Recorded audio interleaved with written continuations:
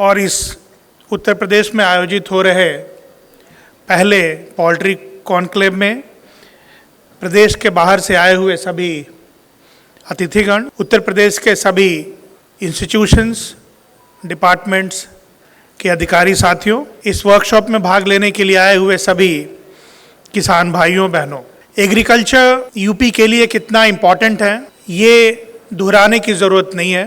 फिर भी कुछ फैक्ट्स मैं आपको बताना चाहूँगा और आप देखेंगे कि यूपी भारत के लिए ही नहीं बल्कि पूरी दुनिया के लिए एक एग्रीकल्चर का पावर हाउस है। यूपी अकेला लगभग 600 लाख टन अनाज पैदा करता है साल में और 400 लाख टन के आसपास फ्रूट्स और वेजिटेबल पैदा करता है। यानी ये पहला प्रदेश है पूरे देश में जो लगभग 1000 लाख टन खाद्यान्न का उत्पादन और फल सब्जी का उत्पादन साल के अंदर करता है।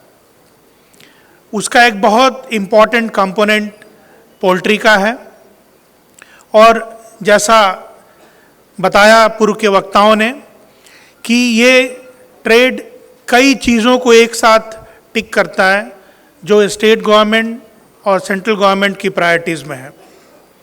सबसे पहले न्यूट्रिशन की बात है, एम्प्लॉयमेंट की बात है, महिलाओं के भागीदारी की बात है, बहुत ही डिसेंट्रलाइज तरीके से बहुत ही कम पूंजी में रोजगार और आमदनी का जरिया बनाने की बात है। इन सभी बॉक्सेस को ये पोल्ट्री इंडस्ट्री टिक करती है। बहुत ज़रूरी है यूपी में जब हम बात करते हैं किसानों की आमदनी को बढ़ाने के लिए तो बहुत ज़रूरी है इस सेक्टर को साइंटिफिक तरीके से आगे ले जाने के लिए। मेरा ये भी मानना है कि प्रोडक्शन सिर्फ लोकल कंजम्पशन के लिए या सिर्फ आसपास के प्रदेशों में देश के अंदर कंजम्पशन के लिए फोकस करके करने से बहुत ज़्यादा या एक्सपेक्टेड तरीके से जो किसानों की आमदनी में वृद्धि होनी चाहिए वो नहीं हो सकता है। इसके लिए ज़रूरी है कि ऐसी ज्योग्राफी, ऐसी इकोनॉमी जो हम लोगों से ज़्यादा पैसे वाली है, ज़्यादा रिचर है, उनको हम एक्सपोर्ट करें, मिडल ईस्ट को करें, यूरोप को करें। इस तरह की इकोनॉमी में हमारे प्रोडक्शन को एक्सपोर्ट करने की बहुत ज़रूरत है, चाहे वो एग्रीकल्चर के क्रॉप प्रोडक्शन हो, फ्रूट्स हो, वेजिटेबल हो या पोल्ट्री हो या डेयरी हो। डेयरी वगैरह में रेस्ट्रिक्शंस बहुत ज़्यादा बढ़ जाती हैं, लेकिन एग्रीकल्चर और पोल्ट्री में एक्सपोर्ट हम आराम से कर सकते हैं और थोड़ी बहुत मेहनत के साथ इसे बढ़ाया जा सकता है। इसी को ध्यान में रखते हुए उत्तर प्रदेश सरकार ने, मुख्यमंत्री जी ने इस बजट में भी घोषणा की है और पिछले 1 साल से उस पर काम चल रहा है कि आज की तारीख में इतना बड़ा देश होने के बावजूद कोई भी एग्रीकल्चर कमोडिटी कार्गो प्लेन से एक्सपोर्ट नहीं होता है। आप देखेंगे वो आज भी पैसेंजर प्लेन के बेली में सूटकेस, ब्रीफकेस या उनके साथ ही आलू, टमाटर जो भी थोड़ा बहुत हम लोग एक्सपोर्ट करते हैं प्लेन से वो उसके साथ ही होता है। जबकि बहुत छोटे छोटे कंट्री कार्गो प्लेन से एग्रीकल्चरल कमोडिटीज़ को एक्सपोर्ट करते हैं। तो इंडिया में और यूपी में तो ये होना ही चाहिए। दूसरी एक इशू देखने में मिलती है कि कोई भी देश में जब आप एक्सपोर्ट करते हैं तो वहाँ पे एग्रीकल्चरल कमोडिटी को किस तरह से ट्रीट किया जाएगा, क्या टेस्ट रिक्वायर्ड होंगे, वो अलग अलग होते हैं। जैसे अगर आप आम यूएसए में एक्सपोर्ट करना चाहते हैं तो उसमें गामा रेडिएशन करना होता है। अगर आप उसको जापान में एक्सपोर्ट करना चाहते हैं तो हॉट वाटर वेपर ट्रीटमेंट करना पड़ता है। टेस्टिंग भी अलग अलग रिक्वायरमेंट होती है और आज की तारीख में देश में कोई भी एक ऐसा जगह नहीं है जहां हर तरह की ट्रीटमेंट हो और हर तरह की टेस्टिंग फैसिलिटी हो। इसको ध्यान में रखते हुए एक एग्रीकल्चर एक्सपोर्ट हब माननीय मुख्यमंत्री जी ने जेवर इंटरनेशनल एयरपोर्ट के पास बनाने के लिए 50 से 100 एकड़ की ज़मीन को ईयरमार्क किया है और वहाँ पे हर देश में एक्सपोर्ट करने के लिए जिस तरह की ट्रीटमेंट की ज़रूरत होगी, जिस तरह के टेस्टिंग की ज़रूरत होगी, वो सारी व्यवस्था एक जगह स्थापित करने की कार्रवाई चल रही है। ये एक बहुत बड़ा कदम है जो भारत से और प्रदेश से एग्रीकल्चर एक्सपोर्ट को बढ़ावा देगा।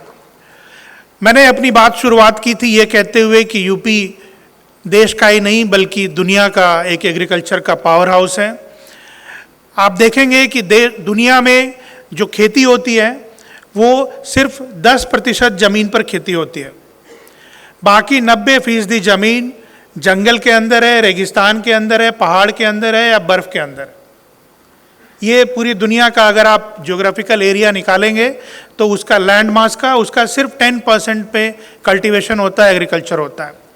लेकिन भारत में ये आंकड़ा लगभग 45% है और यूपी में ये आंकड़ा 70% है। एग्रीकल्चर में सबसे ज़रूरी इनपुट जो होता है वो सिंचाई का होता है। दुनिया में जो खेती हो रही है आज की तारीख में उसमें सिर्फ 21% एश्योर्ड इरिगेशन के तहत हो रहा है। भारत में ये लगभग 55% है, लेकिन यूपी में ये आंकड़ा 86% है। साथियों, दुनिया में कोई ऐसी ज़मीन नहीं है, कोई ऐसा जगह नहीं है जहां 70% हिस्से पे खेती हो रही हो और 86% एश्योर्ड इरिगेशन के तहत खेती हो रही हो। ऐसे में तो इतना अवसर है प्रोडक्टिविटी को बढ़ाने का और एक्सपोर्ट को बढ़ाने का जिसकी कोई सीमा नहीं है। आज भी हम लोगों की ज़्यादातर क्रॉप्स में प्रोडक्टिविटी जो वर्ल्ड की बेस्ट प्रोडक्टिविटी है उसका हाफ या 1/3 पे।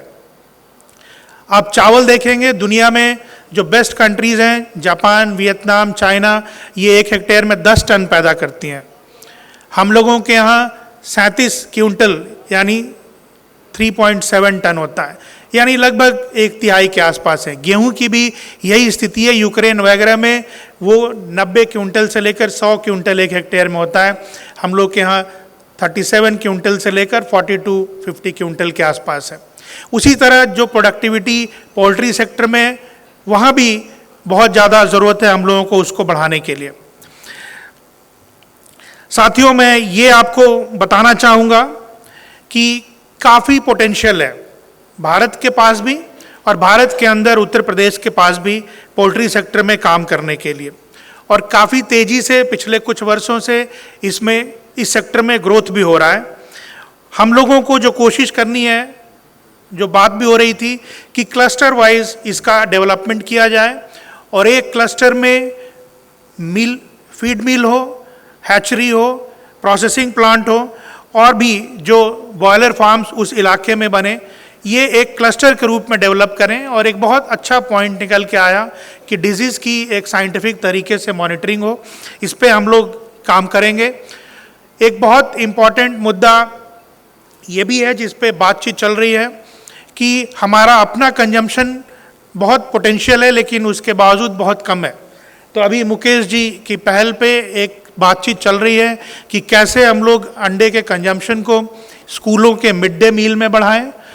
आपका जो ICDS प्रोग्राम है उसमें बच्चों के लिए और जो मदर्स हैं उनके लिए बढ़ाएं, और ये बहुत सहायक हो सकता है क्योंकि एक तरफ जो प्रिवेलेंस है एनीमिया का, माल न्यूट्रिशन का, स्टंटिंग का और वेस्टिंग का, दूसरी तरफ अगर हम लोग इस तरह के प्रोटीन रिच डाइट को जो गवर्नमेंट के प्रोग्राम्स हैं उसमें इंट्रोड्यूस करते हैं तो काफ़ी ज़्यादा इससे बढ़ावा मिल सकता है जो पोल्ट्री इंडस्ट्री है उसको। अभी एक बात ये भी निकल कर आई कि जो सरकारी सेंटर्स हैं, जितने भी हमारे स्कूल्स हैं, जहाँ आपके अटल आवासीय विद्यालय हैं और भी कई सेंटर्स हैं, जैसे जेल का ही एक एग्जाम्पल आया, वहाँ भी अगर हम लोग इसको डेडिकेटेड तरीके से अंडे के और पोल्ट्री के कंजम्पशन को बढ़ावा दें तो इसमें एक बहुत अच्छा और बहुत बड़ा मार्केट मिल सकता है अपने प्रदेश के लोग जो काम कर रहे हैं। साथियों, ये प्रोसेसिंग एक इशू है यहाँ पर, लेकिन हम लोग इसको काम कर रहे हैं अभी इसको सॉर्ट आउट करने के लिए, और ज़्यादा से ज़्यादा साइंटिफिक और अच्छे हाइजीनिक बड़े लेवल के प्रोसेसिंग प्लांट्स स्थापित हो सकें और जो स्थापित हैं उनको परमिशन मिल सके ताकि एक्सपोर्ट को बढ़ावा मिल सके, और जो अभी बेतरतीब तरीके से कटिंग हो रही है या खाने के लिए लोगों को जो उपलब्ध कराया जा रहा है वो और भी अधिक हाइजीनिक तरीके से और साइंटिफिक तरीके से लोगों तक पहुंचाया जा सके, इस पे हम लोग काम करेंगे। और अभी हम लोग वरिष्ठ स्तर पे बात करके इसका प्रयास करेंगे कि ये अंडे का बाकी डिपार्टमेंट्स में और बाकी स्कीम्स के तहत जो उनकी कंजम्पशन के लिए अवेलेबिलिटी सुनिश्चित कराई जाए और साथ ही प्रोसेसिंग प्लांट्स को भी बढ़ावा दिया जाए। ये एक इंडस्ट्री है जो बहुत अच्छी तरह से सिंक्रोनाइज होकर यूपीएसआरएलएम की तरह के साथ काम कर सकती है। सेल्फ हेल्प ग्रुप जो महिलाओं की बनी है वो बैकयार्ड पोल्ट्री के साथ लखपति दीदी और इस तरह के जो हमारे ऑब्जेक्टिव्स हैं वो बहुत आसानी से अचीव किए जा सकते हैं अगर हम लोग इनको सेल्फ हेल्प ग्रुप और पोल्ट्री को एक साथ मिलाकर चलें। मैं इस अवसर पर अपनी बात खत्म करते हुए एक बार फिर से धन्यवाद देना चाहूँगा जो उत्तर प्रदेश के बाहर से अलग अलग ऑर्गेनाइजेशंस के जो रिप्रेजेंटेटिव्स आए हुए हैं, ऑफिस बेरर आए हुए हैं, और मैं उनको ये आश्वस्त भी करना चाहूँगा कि जो भी उन्होंने इश्यूज़ रेज किए हैं साइंटिफिक तरीके से पोल्ट्री इंडस्ट्री को आगे बढ़ाने के लिए, जो इंपोर्ट ड्यूटी है अमीनो एसिड पे उसको रैशनलाइज करने के लिए या ख़त्म करने के लिए, डिजीज़ के साइंटिफिक सर्वेलेंस और मॉनिटरिंग के लिए, उस पर प्रदेश सरकार पूरी तत्परता के साथ काम करेगी। धन्यवाद, नमस्कार।